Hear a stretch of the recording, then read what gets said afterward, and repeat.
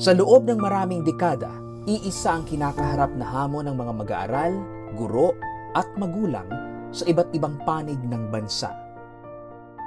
Hindi na bago ang mga problemang ito. Malinaw na ang kailangan ay hindi na lamang panibagong solusyon. Kailangan na ng bagong direksyon. Itinatag ang EDCOM 2 para suriin ang masinsinan ng buong sistema ng edukasyon. Mula sa unang hakbang ng pagkatuto hanggang sa paghahanda para sa trabaho.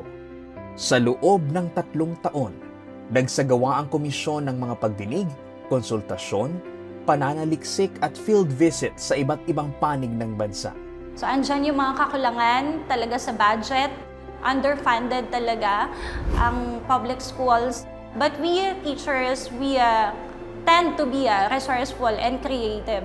Kung kulang sa mga resources, unang-una, nagdudulot to ng stress sa teacher. At paano po kami maging effective teacher? Kung sa umpisa pa lang, stress ka na. Nahirapan po ako kasi po lumulusong po ako sa bahat at masikip po yung room namin. At marami pong nag-aaral, maingay po. Ako po, yung pinangarap ko na mag-aral, kaso hindi po ako nakapag-aral kasi hirap ng buhay. Kaya sabi ko, hanggat kaya ko, hanggang may tumutulong, pag-aaralin ko po ang aking anak. Ipinakita ng pagsusuri ng EDCOM 2 na ang mga hamon sa edukasyon ng bansa ay malalim, magkakaugnay at nangangailangan ng agarang aksyon. Malinaw ang ipinababatid ng mga ito. Hindi na maaaring umikot lamang ang sistema sa dating gawin. Pero nakita rin ng EDCOM 2 na posible ang pagbabago. Dati po hindi ko po naiintindihan yung mga binasa ko. Ngayon po naiintindihan ko na po dahil po sa Project Bright. Ipinakita ng mga ito kung ano ang maaaring makamit kapag malinaw ang direksyon.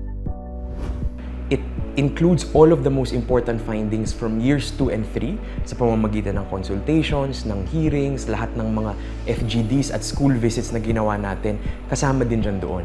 Ikalawa, lahat ng napagtagumpayan natin kasi napakarami na ring batas, mga department orders, mga programa, budget na nakalaan, pumasok na rin yan doon. Tapos ikatlo, lumabas ang 107 research publications na ginawa natin kasama ang iba't ibang mga universities. Lahat ng pinaka-updated na mga findings tungkol sa edukasyon at kung nasaan tayo mula sa ECCD hanggang sa higher education, nandoon yan. Para sa pamamagitan ng final report, malinaw sa atin ngayong 2026, as we start our decade of reform, nasaan tayo at ano ang kailangang gawin. Nasa gitna ng turning point na ito, ang National Education and Workforce Development Plan o NATPlan.